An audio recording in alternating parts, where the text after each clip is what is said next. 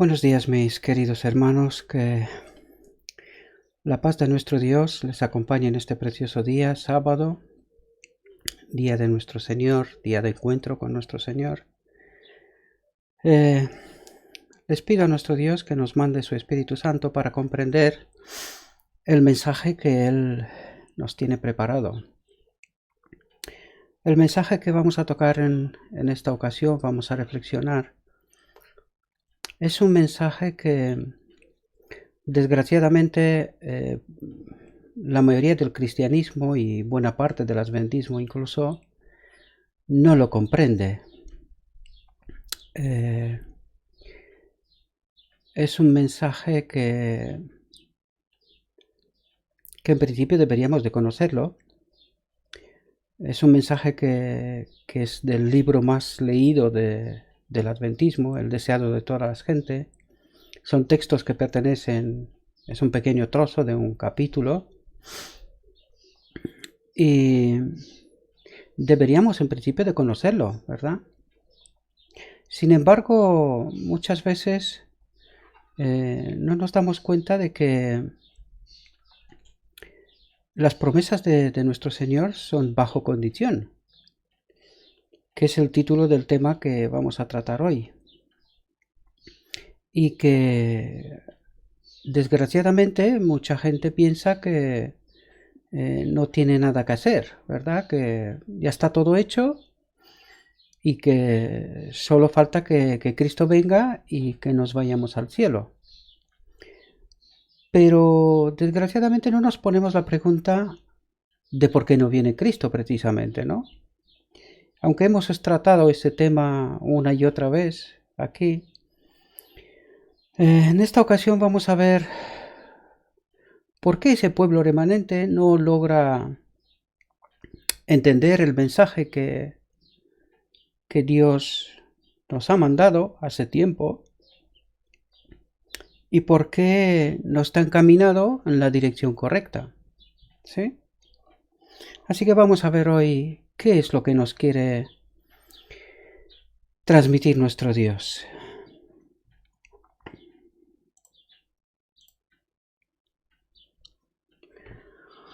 De cierto os digo, continuó Cristo, el que en mí cree, las obras que yo hago, también él las hará. Y no sé si realmente somos conscientes de lo que ese texto, esta frase está diciendo, ¿no? Dice que vamos a hacer las obras que ha hecho Cristo, ¿sí? Dice, el que en mí cree es un condicionante, ¿verdad? Las obras que yo hago, también él las hará. Y tengo que ser honesto, creo que mucha gente no se lo cree. Eso es una realidad porque probablemente alguien estará tentado a decir en este momento que lo que estoy diciendo es un atrevimiento, ¿verdad? Pero Jesús nos dio una forma de poder entender ese tipo de cosas. Y él dijo, por sus frutos los conocerás, ¿verdad? Entonces, claro, podemos ver en medio de nosotros, ¿verdad? Si realmente las obras que estamos haciendo son las obras que Cristo ha hecho, ¿sí? Y no me refiero a milagros, a cosas extrañas, no, ni siquiera llego a este punto. Creo que ni siquiera entendemos lo que él entendía, ¿verdad? La verdad, no la entendemos en su profundo sentido. Por eso estoy diciendo sobre todo, no me refiero a milagros y ya no voy a otros niveles, ¿verdad? El Salvador anhelaba profundamente que sus discípulos comprendiesen con qué propósito su divinidad se había unido a la humanidad. Sobre este asunto ya hablamos, ¿verdad? Nosotros estamos llamados que desde nuestra humanidad nos conectemos a la divinidad y Cristo ha hecho el camino inverso. Desde la divinidad se conectó con la humanidad, ¿verdad? Para que nosotros podíamos ser elevados, podíamos ser restaurados, ¿sí? Vino al mundo, y vamos a ver por qué vino al mundo. Vino al mundo para revelar la gloria de Dios, a fin de que el hombre pudiese ser elevado por su poder restaurador. Dios se manifestó en él a fin de que pudiese manifestarse en ellos. ¿De qué nos habla aquí? Cuando nos dice para revelar la gloria de Dios.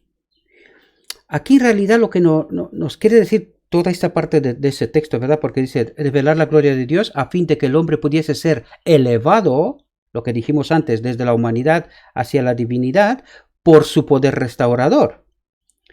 ¿Cuál es su espíritu, no? Es su poder restaurador.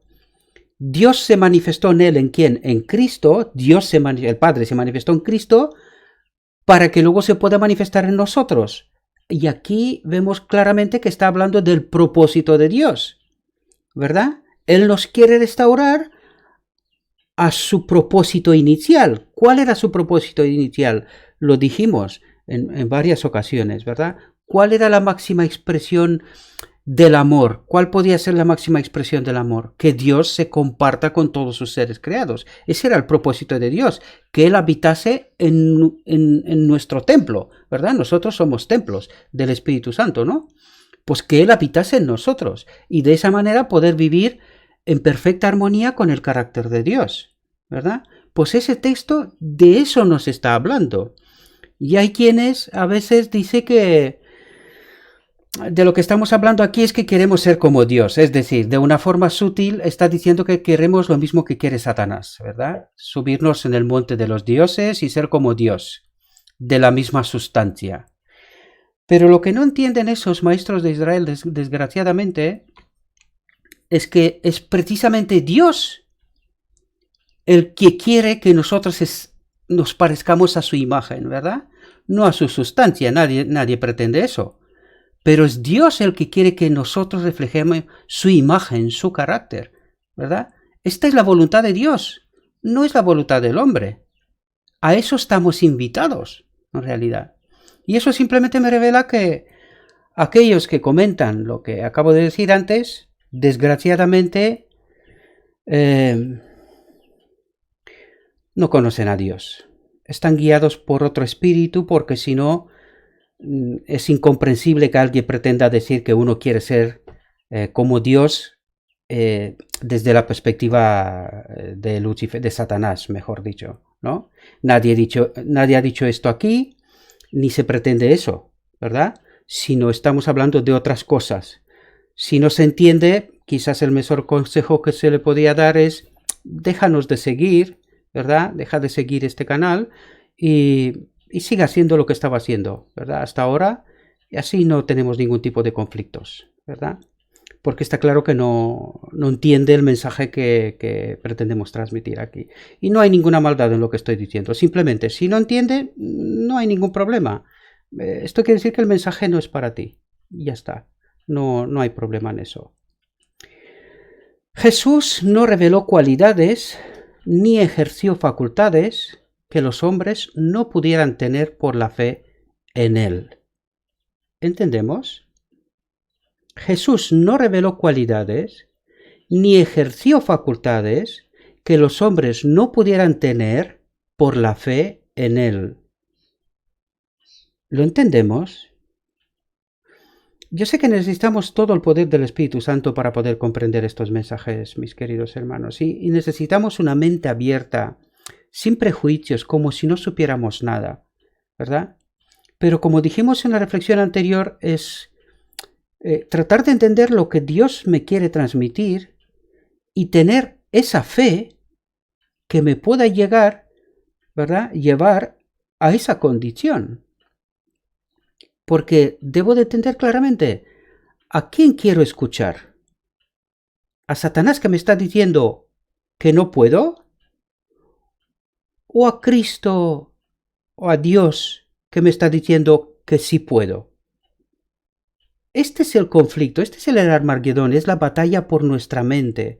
¿Entendéis? Que empezó en Edén, pero que al final del tiempo será y es cada vez más aguda, ¿verdad? Porque fijaos, incluso gente que es estudiada y no comprende el conflicto, desgraciadamente. Lo digo con toda honestidad y con todo el cariño y el amor del mundo, ¿verdad? Pero está claro, cuando no entiendes el conflicto, lo he dicho en otras reflexiones anteriores, ¿qué espíritu me guía? ¿Verdad? ¿De dónde cojo esta enseñanza que tengo? ¿Verdad? Y esta creencia que tengo. Y prefiero no escuchar a Dios, lo que Él me está diciendo, y estoy escuchando otro tipo de espíritus, ¿verdad? Que me está diciendo que no puedo. Entonces, está claro que en alguna parte algo no anda bien, ¿verdad? Y había que buscar qué es lo que no anda bien, ¿no? Repito una vez más la frase. Jesús no reveló cualidades ni ejerció facultades que los hombres no pudieran tener por la fe en Él. Su perfecta humanidad es lo que todos sus seguidores pueden poseer si quieren vivir sometidos a Dios como Él vivió. Y aquí hay dos claves. Primero dice, su perfecta humanidad. ¿Qué quiere decir? Que Él era como tú y como yo, querido. Y querida, por supuesto. Espero que me entendáis en este sentido, ¿sí? Él era uno como nosotros. Y por eso dicen, su perfecta humanidad, Él vivió sometido a Dios por completo. Y esa es la clave en realidad. La clave es que querramos vivir sometidos a Dios como Cristo vivió. Entonces, podemos hacer las obras que Cristo hizo. Pero desgraciadamente no queremos vivir sometidos, ¿verdad? Nosotros preferimos un Dios, un sustituto que haga las cosas por nosotros y que de una manera milagrosa nos saque de aquí, ¿verdad? Pero sometidos a la voluntad de Dios, eso no queremos, ¿verdad? Porque es contra nuestra naturaleza. Claro, ahí está el conflicto, ¿verdad? Y mayores que éstas hará, porque yo voy al Padre. Con esto no quiso decir Cristo que la obra de los discípulos sería de un carácter más elevado que la propia, sino que tendría mayor extensión. No se refirió meramente a la ejecución de milagros, sino a todo lo que sucedería, atentos aquí, bajo la operación del Espíritu Santo. Y aquí tenemos que entender algo. En la exposición anterior dijimos que el remanente final hará la mayor obra de la historia de la humanidad. Pues esta obra de mayor extensión, de esto se trata, ¿verdad? De una obra de mayor extensión. ¿Bajo el mando de quién? Recordad Apocalipsis, ¿verdad? Al tercer ángel, que somos nosotros, la iglesia de la Odisea, el remanente final, se le une ¿quién? Bajo la operación del Espíritu Santo. ¿Entendemos? Es decir, se une el Espíritu Santo bajo el mensaje del tercer ángel, por tanto el tercer y el cuarto ángel con poder harán esta obra de mayor extensión. De eso estamos tratando. ¿Entendemos? Esto no quiere decir que hasta este momento nosotros no tenemos que hacer nada, porque si no, entonces no tiene sentido todo lo que estamos haciendo aquí, ¿verdad?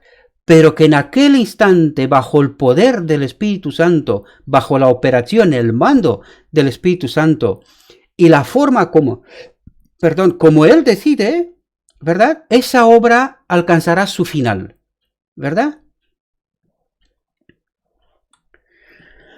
La promesa del Salvador a sus discípulos es una promesa hecha a su iglesia hasta el fin del tiempo. Es decir, lo que les dijo a los discípulos tiene que ver conmigo y contigo hoy, ¿verdad? No es una promesa hecha solamente para ellos, sino que a toda su iglesia a lo largo del tiempo hasta el final. ¿Sí? Fijaos, Dios no quería que su admirable plan para redimir a los hombres lograse solamente resultados insignificantes. ¿Qué es lo que estamos obteniendo ahora, verdad?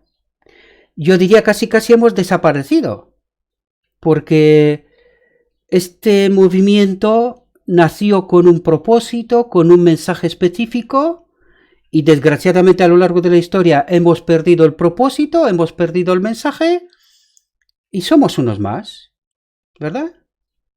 Pues claro, nuestros resultados en esa condición son insignificantes.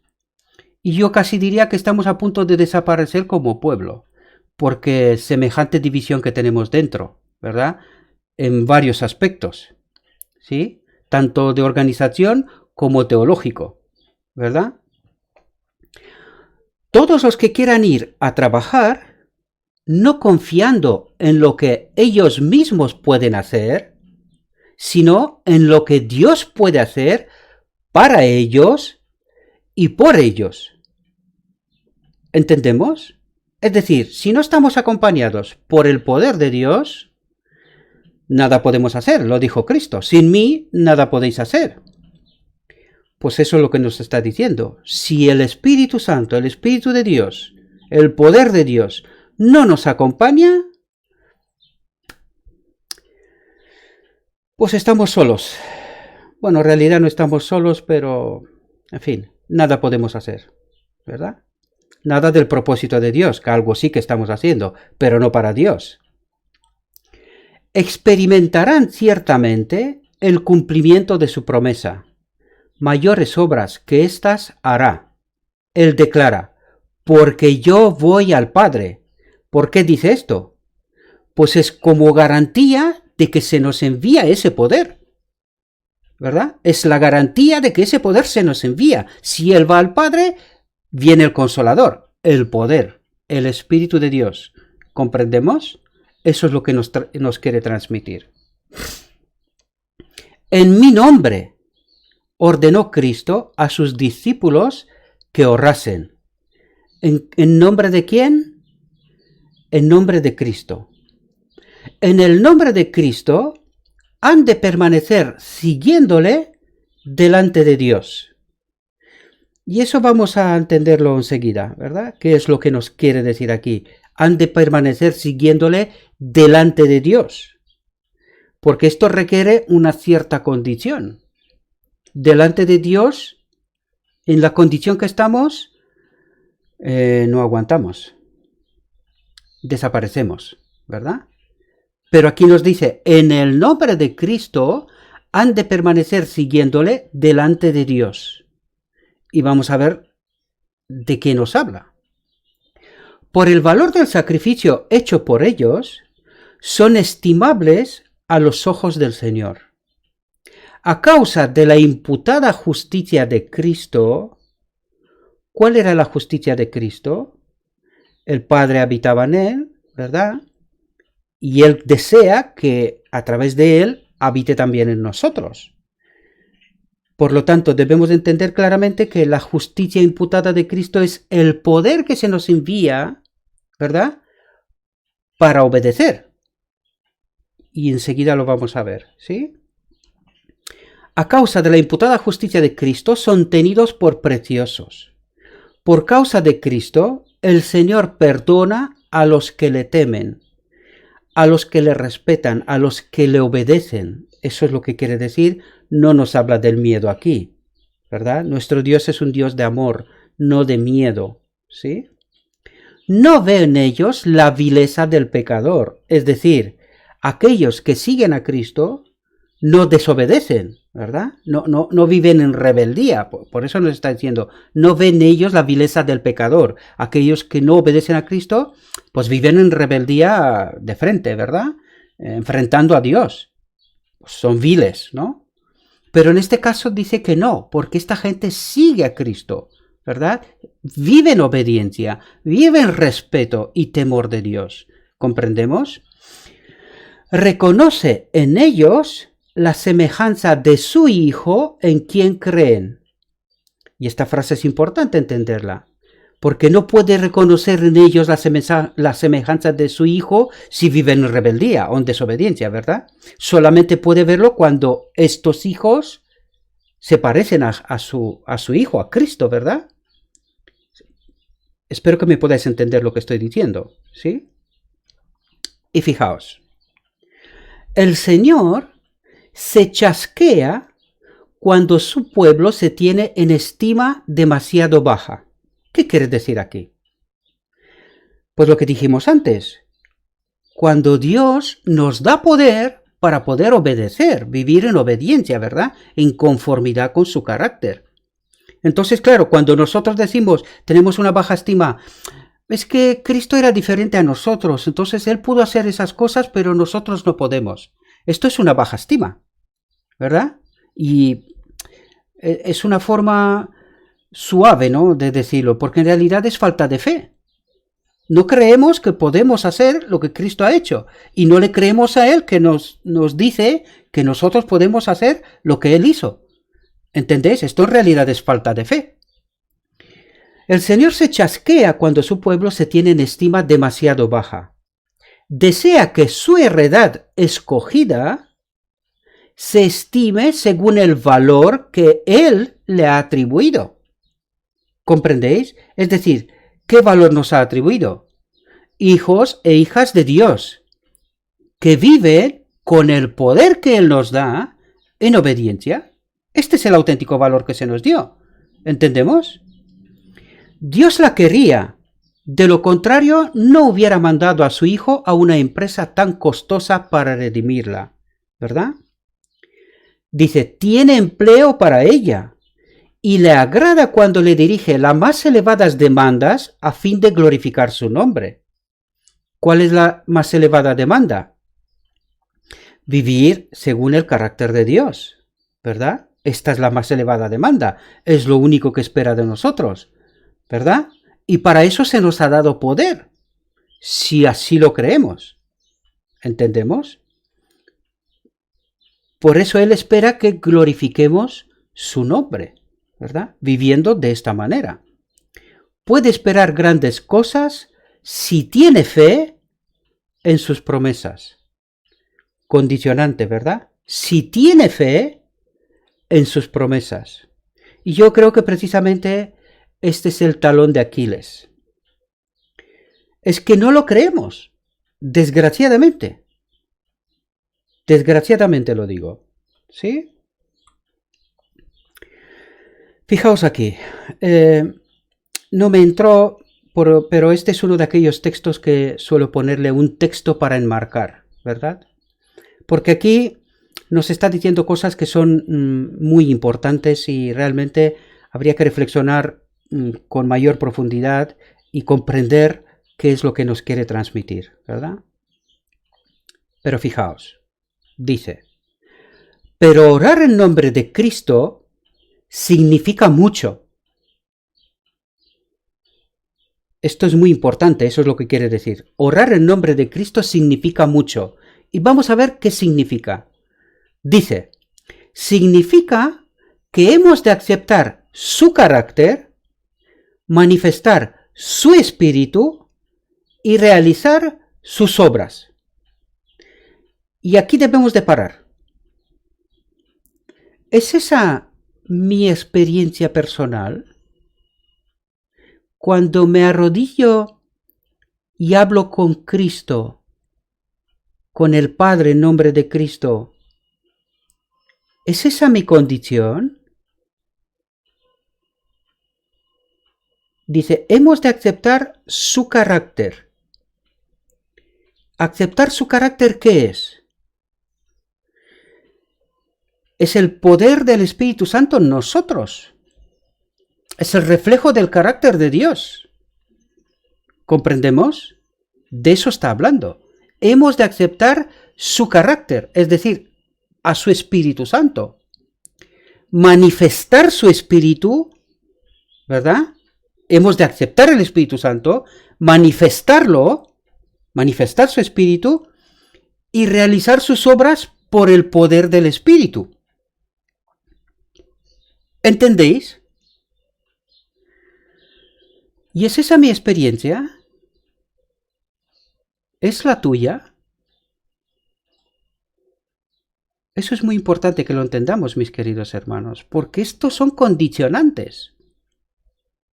Y todo está ligado a la fe. Nosotros creemos que fe es una cosa así mental, intelectual, una cosa así. Es que no es eso, queridos. Es que no es eso. Es mucho más profundo que eso. Y aquí lo podemos ver. ¿Entendéis? Porque en realidad el problema principal es precisamente que no tenemos fe. Es decir, que no creemos a Dios. Vuelvo al Armagedón final. ¿A quién creemos? ¿A Dios que dice que sí podemos o a Satanás que nos dice que no podemos? Ahí está la llave del conflicto. La clave, esta es la clave. ¿A quién creemos? La promesa del Salvador se nos da bajo cierta condición.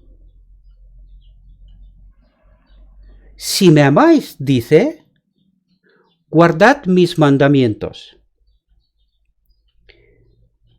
Esto parece sencillo, ¿no? Porque todo el cristianismo dice, nosotros amamos a Dios.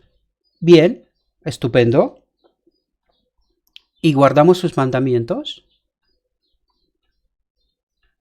¿Es esa una prioridad para nosotros? Y con eso no quiero decir que guardar los mandamientos son un propósito en sí mismo, sino que guardando los mandamientos en realidad estamos glorificando a Dios. No estamos intentando obtener nuestra salvación. Hay que entender muy bien lo que estamos diciendo, ¿verdad? Nosotros no guardamos los mandamientos para ser salvos, sino para glorificar a Dios.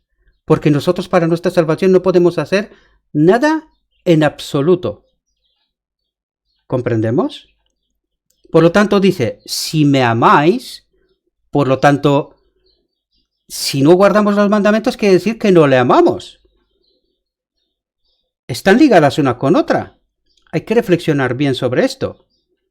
Y él dice, si me amáis, guardad mis mandamientos. Fijaos, él salva a los hombres no en el pecado, sino del pecado. Y los que le aman mostrarán su amor obedeciéndole. ¿Qué están haciendo? Mostrarán su amor, glorificarán a Dios, ¿verdad? Mostrarán su amor obedeciéndole. ¿Es esa nuestra condición? Tenemos que reflexionar sobre esto, queridos hermanos, porque no es... ¿Os dais cuenta? Es una condición. Dice, la promesa del Salvador se nos da bajo cierta condición. ¿Y cumplo esa condición? Y si no la cumplo, ¿sé por qué? ¿Entendéis? Esto tiene que ser una reflexión personal. Yo aquí no puedo hacer más que lo que está escrito, ¿verdad? Pero os invito a que hagáis una reflexión personal. Si amo a Dios, debo de guardar los mandamientos. Y si no guardo los mandamientos, esto significa que no amo a Dios. Aquí debe de haber algo que no funciona. Y lo que no funciona es que no hemos aceptado al Espíritu Santo. ¿Entendemos? Toda verdadera obediencia proviene del corazón. ¿Qué es lo que quiere decir esto? Es decir, que mucha gente piensa que nosotros guardamos los mandamientos porque es como una obligación, ¿verdad? Hay que cumplir los mandamientos, ¿sí? Pero Dios nos está diciendo, dice, no me has entendido, hijo. No me has entendido. Si tú no me amas, de tu corazón, si realmente no entiendes lo que he hecho y lo que sigo haciendo por ti, todo lo que yo puedo representar por ti, no me amas. Si tú no entiendes eso, no entiendes todo lo que estoy haciendo, no me amas. Porque si me amaras, estarías reflexionando sobre todo lo que he hecho y sigo haciendo por ti, y solo puedes terminar amándome. ¿Comprendemos? Por lo tanto, él exige que esa obediencia tiene que venir del amor, no como un cumplimiento legal, ¿verdad? Como mucha Mucha gente, el cristianismo en términos generales, entiende que la ley es una cuestión legal, jurídica. Pues falso. Falso, y en esa pequeña frase lo entendemos claramente. Toda verdadera obediencia proviene del corazón, es decir, del amor. Es una respuesta a lo que Dios ha hecho y sigue haciendo por nosotros. Es una respuesta que viene del amor. Estamos enamorados de Dios. No podemos vivir de otra manera. ¿Entendemos? Y lo vamos a entender porque todavía el texto tiene más cosas que decirnos. Fijaos, la de Cristo procedía del corazón. Es decir, todo lo que estaba haciendo era del amor. Es por voluntad propia, por entendimiento de quién es Dios, ¿verdad? Y fijaos aquí. Y si nosotros consentimos, se identificará de tal manera con nuestros pensamientos y fines, amoldará de tal manera nuestro corazón y mente en conformidad con su voluntad, que cuando le obedezcamos, estaremos tan solo ejecutando nuestros propios impulsos. Aquí me quiero parar un momento, mis queridos hermanos, porque el evangelio que se predica hoy, este evangelio de que Dios te ama y eres salvo y solo tienes que esperar que venga Cristo y ya está, aquí podemos darnos cuenta de que este es un falso evangelio, ¿verdad? Porque fijaos la simbiosis que se requiere entre lo divino y lo humano. Fijaos, lo vuelvo a leer una vez más porque esto es sumamente importante. Fijaos, dice, y si nosotros consentimos, es decir, sin nuestro acuerdo no se puede llevar a cabo esto. Si nosotros consentimos, Dios, el Espíritu de Dios, se identificará de tal manera con nuestros pensamientos y fines, propósitos, ¿verdad? Con nuestros objetivos de todos los días, de lo que vivimos, amoldará de tal manera nuestro corazón y mente en conformidad con su voluntad, ¿sí? Que cuando le obedezcamos, estaremos tan solo ejecutando nuestros propios impulsos. Es decir, la inercia, la respuesta de todas las situaciones sería la voluntad de Dios y no el pecado. ¿Entendemos? Es decir, nuestras elecciones, nuestras decisiones vendrán de manera natural. Y aquí hay que pararse y preguntarse, ¿es eso lo que me está pasando? ¿He logrado llegar yo a esa simbiosis, esa unión en donde la voluntad de Dios es mi voluntad?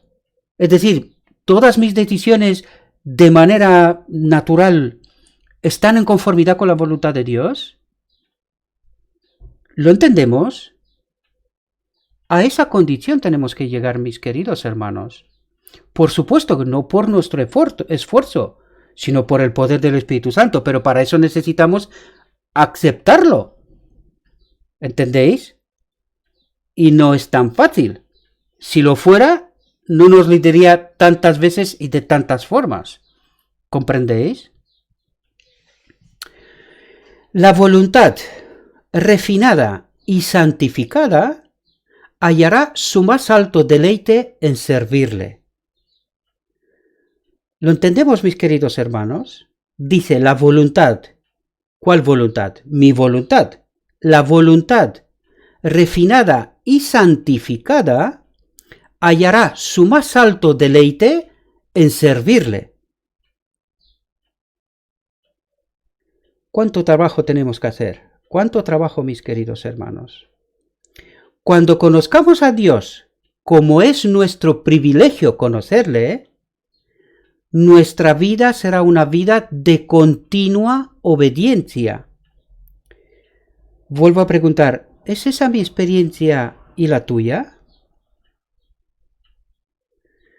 Si apreciamos el carácter de Cristo y tenemos comunión con Dios, atentos aquí, el pecado llegará a sernos odioso. ¿Lo entendemos?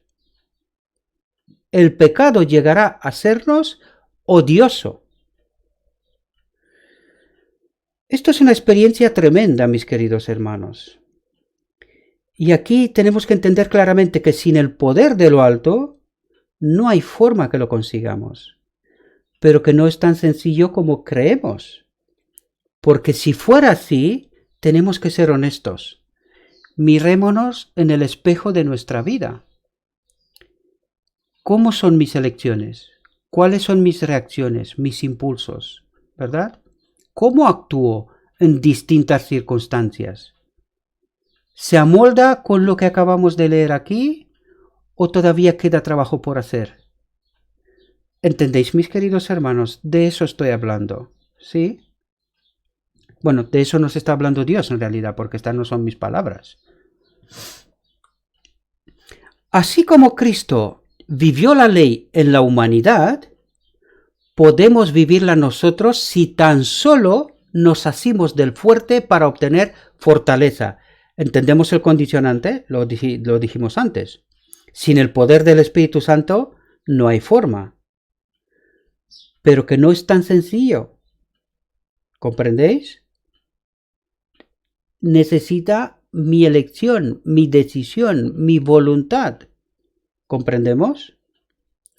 Pero no hemos de colocar la responsabilidad de nuestro deber en otros y esperar que ellos nos digan lo que debemos hacer.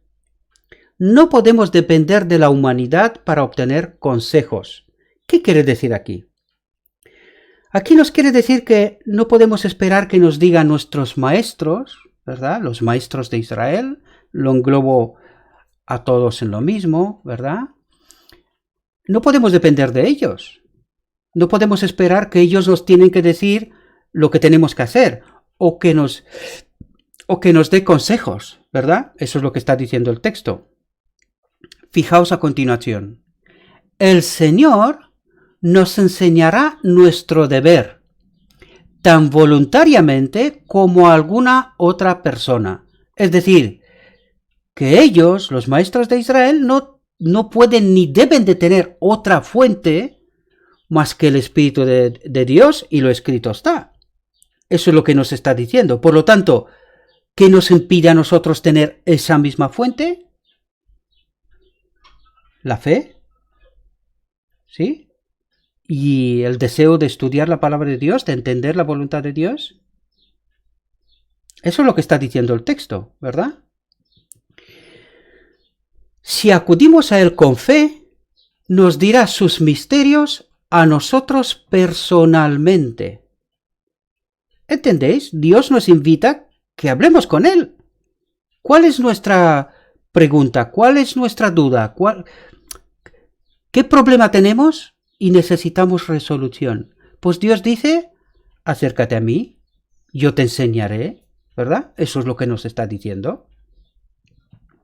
Nuestro corazón arderá con frecuencia en nosotros mismos cuando Él se ponga en comunión con nosotros, como lo hizo con Enoc. ¿Entendemos? Dios quiere que nosotros tengamos una experiencia personal, una convivencia personal con su Espíritu, que confiemos en Él, ¿verdad? Y en su poder, en su consejo, ¿verdad? A eso nos invita nuestro Dios. Los que decidan no hacer en ningún ramo algo que desagrade a Dios, sabrán después de presentarle su caso exactamente qué conducta seguir. ¿Comprendemos? Es decir, si estamos cuidadosos en nuestro diario vivir, Dios nos revelará exactamente qué conducta seguir.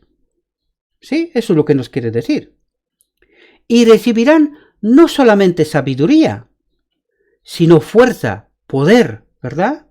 De llevar a ejecutar, a cumplir aquello que recibiremos, ¿verdad? Se les impartirá poder para obedecer, para servir según lo prometió Cristo. Vuelvo a preguntar otra vez, ¿pero lo creemos? ¿Entendemos? Cuanto se dio a Cristo, todas las cosas destinadas a suplir la necesidad de los hombres caídos, se le dio Y atentos aquí, hemos hablado sobre este asunto, pero hay quien no se lo cree, ¿sí? Se le dio a Cristo como a la cabeza y representante de la humanidad, por la eternidad, queridos. Él será la cabeza de esta humanidad, ¿verdad? Durante la eternidad. Y cualquier cosa que pidiéremos, la recibiremos de Él, porque guardamos sus mandamientos y hacemos las cosas que son agradables delante de Él. Condicionante. ¿Lo entendemos? Cualquier cosa que pidiéremos, la recibiremos de Él, porque guardamos sus mandamientos y hacemos las cosas que son agradables delante de Él. Y si no las recibimos, ya sabemos por qué. ¿Entendéis? Cuando Él, el Espíritu de verdad, viniere, redarguirá al mundo de pecado y de justicia y de juicio. La predicación de la palabra sería inútil sin la continua presencia y ayuda del Espíritu Santo. Y eso es clave, mis queridos. Porque muchas veces nos ponemos a predicar cosas irrelevantes en realidad. No logramos entender que estamos al final del tiempo, que quedan segundos le queda a esta tierra. Y que tenemos un pueblo que preparar, el remanente final. Puede ser yo o puedo no serlo, pero eso da igual. Mi deber es preparar este remanente final. El fin del mundo está depositado en este remanente final. Por eso Cristo no puede venir todavía. ¿Entendemos? Este es el único maestro eficaz de la verdad divina. ¿Quién es el único maestro eficaz de la verdad divina? El Espíritu Santo. No las escuelas de hombres. Ya lo dijimos en muchas ocasiones. Y no hay ninguna maldad aquí, sino que es un principio activo que tenemos que entenderlo. Está bien prepararse, pero la auténtica preparación es la con el Espíritu Santo. Él es el único maestro y el veraz, ¿verdad? Únicamente cuando la verdad vaya al corazón acompañada por el Espíritu, vivificará la conciencia o transformará la vida. La predicación que no está acompañada por el Espíritu Santo no produce cambios. Eso nos quiere decir el texto, y podemos predicar una eternidad. Si no estamos acompañados por el Espíritu Santo, no pasará nada, no transformará, ¿verdad? Y desgraciadamente es lo que suele pasar. Uno podía presentar la letra de la palabra de Dios, estar familiarizado con todos sus mandamientos y promesas, pero a menos que el Espíritu Santo grabe la verdad, ninguna alma caerá sobre la roca y será quebrantada. ¿Entendemos? Podemos obrar, podemos hacer muchas cosas. Si el Espíritu Santo no nos acompaña, en vano. Toda esa obra es en vano. No sirve. No sirve. Ningún grado de educación, ni ventaja alguna, por grande que sea, puede hacer de uno un conducto de luz sin la cooperación del Espíritu de Dios. Es decir, podemos tener universidades, doctorados, estudios, todo lo que queramos. Eso es lo que nos está diciendo. Ningún grado de educación, ¿verdad? Ni ventaja alguna, por grande que sea, puede hacer de uno un conducto de luz sin la cooperación del Espíritu de Dios. Es decir, sin el Espíritu Santo, hagamos lo que hagamos, no sirve. Y punto. ¿Vale? La siembra de la semilla del Evangelio no tendrá éxito a menos que esa semilla sea vivificada por el rocío del cielo. ¿Quién es el rocío del cielo? El Espíritu Santo.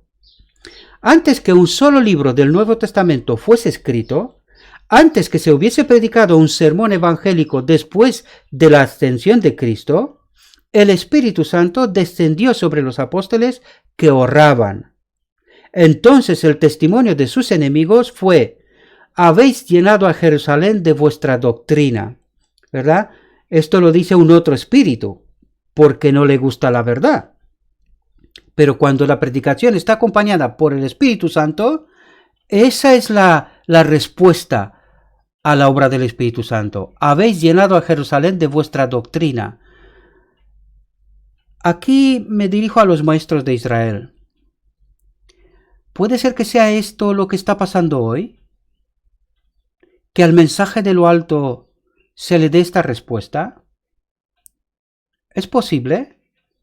Simplemente os pido que la contempléis, nada más. No me tenéis que creer en absoluto. Aquí tenemos lo escrito está, ¿sí? Cristo prometió el don del Espíritu Santo a su iglesia. Y la promesa nos pertenece a nosotros tanto como a los primeros discípulos. Es decir, no hay ninguna diferencia. Pero como toda otra promesa, nos es dada bajo condiciones.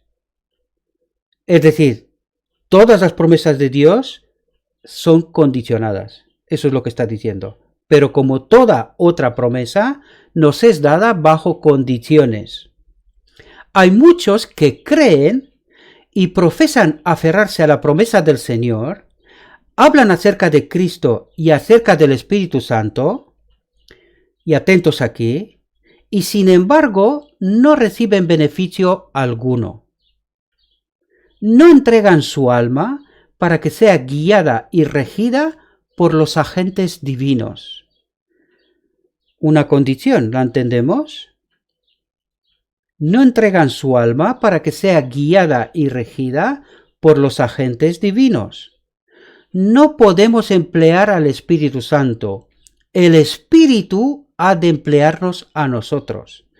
Y desgraciadamente mucha gente cree que corrigen a otros, los llaman herejes y que están promoviendo falsa doctrina y cosas por estilo, y con eso no quiere decir que no hay también ese tipo de gente. Sí, pero también tenemos la forma de detectar si algo es conforme con lo escrito está o no. Y ese es un trabajo que se tiene que hacer. Pero si el mensaje que viene está conforme con lo escrito está, ¿verdad? Entonces debemos de aceptarlo. Y muchos estamos intentando manipular al Espíritu Santo.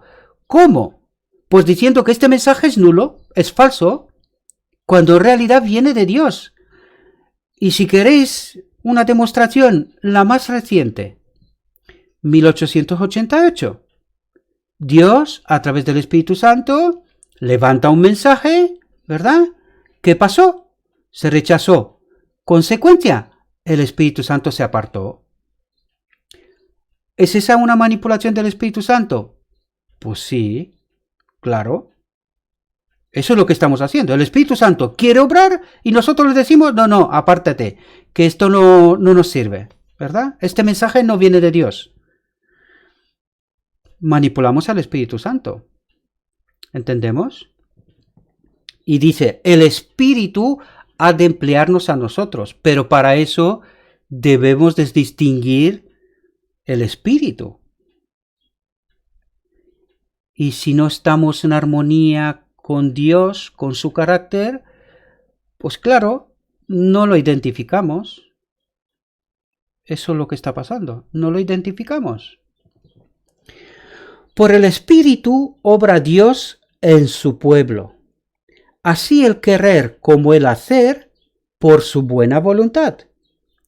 Pero muchos no quieren someterse a eso. ¿Lo hemos escuchado bien? Pero muchos no quieren someterse a eso. Quieren manejarse a sí mismo. Esta es la razón por la cual no reciben el don celestial. Aquí está la clave, queridos. Nosotros queremos entender el Evangelio a nuestra manera, ¿verdad? Dios nos habla. Él levanta mensajeros y Él habla. Siempre ha hablado. En toda la historia. Pero nosotros queremos manejarnos a nosotros mismos. Es decir, nosotros queremos hacer las cosas a nuestra manera. Y dice, Esta es la razón por la cual no reciben el don celestial. Y es así como hemos llegado donde estamos, queridos. Por eso, porque nosotros queremos hacer las cosas a nuestra manera, no a la de Dios. Por lo tanto, el Espíritu Santo no nos acompaña, ¿verdad? Únicamente aquellos que esperan humildemente en Dios, que velan para tener su dirección y gracia, se da el Espíritu. ¿Cómo se nos da el Espíritu? Únicamente a aquellos que esperan humildemente en Dios, que velan para tener su dirección y gracia, se da el Espíritu. El poder de Dios aguarda que ellos lo pidan y lo reciban. ¿Entendemos las condiciones? Es así como Dios puede trabajar. Es así como Dios puede trabajar. ¿Por qué digo esto? Porque cuando nosotros no vivimos bajo dirección y gracia, ¿verdad? No vivimos una vida con cuidado, con respeto, con temor, con obediencia, ¿verdad? En realidad, ¿quién nos reclama? Pues nos reclama Satanás, porque estamos viviendo todavía en su reino, no lo olvidemos. Por eso Dios no puede actuar mientras nosotros no entramos en conformidad con su voluntad. Entonces, cuando estamos en conformidad con su voluntad, recordad, Cristo ha abierto esa puerta para que podamos salir por esa puerta. ¿Entendéis? Pero no podemos salir por esa puerta viviendo al espíritu de este mundo. No puede ser. Por eso Dios no puede actuar. ¿Entendemos? Esta bendición prometida, reclamada por la fe, trae todas las demás bendiciones en su estela. ¿Nos damos cuenta por qué nos falta la bendición de Dios? Fijaos, esta bendición prometida, reclamada por la fe, trae todas las demás bendiciones en su estela, es decir, siguiendo a esta primera. Se da según las riquezas de la gracia de Cristo, y Él está listo para proporcionarla a toda alma según su capacidad para recibirla. Es decir, según estamos dispuestos y capaces para obrar, ¿verdad? Espero, mis queridos hermanos, que unas veces más os haya servido esta reflexión. Yo sé que estoy nadando a contracorriente, lo entiendo perfectamente. Y es lógico, porque ese evangelio para el mundo es locura, ¿verdad? Y solamente lo puedes entender cuando estás acompañado por el Espíritu de Dios. Esto es clave. Sin esto no podemos entender ni la palabra de Dios, ni tenemos poder o recibimos poder para vivirla, y mucho menos para predicarla, queridos. Porque la predicación tiene que transformar. Y desgraciadamente muchas veces predicamos porque toca, ¿verdad? Solo porque toca, pero no tiene el objetivo de transformar vidas. Y como lo he dicho antes, estamos a segundos del fin del mundo. ¿Qué estamos haciendo? Tenemos que preparar el remanente final. Esto es importantísimo. Si no, la historia de este mundo seguirá y seguirá y seguirá hasta que un remanente despierte. Debemos de entenderlo. Le pido a Dios que os mande y que nos mande a todos el Espíritu Santo, que podamos reflexionar y estudiar sobre todos esos textos, queridos hermanos, ser capaces de detectar el error de la verdad y ponernos en conformidad con la voluntad de Dios, queridos. Si no estamos en obediencia con Dios, no podemos tener al Espíritu Santo. Tendremos un espíritu, pero no el Espíritu Santo de Dios. Espero que comprendáis la importancia de este mensaje y y que seamos capaces de reflexionar y entenderlo y sobre todo de transmitirlo, mis queridos hermanos. Que tengáis un próspero día y todo lo que os he dicho en nombre de Cristo. Amén.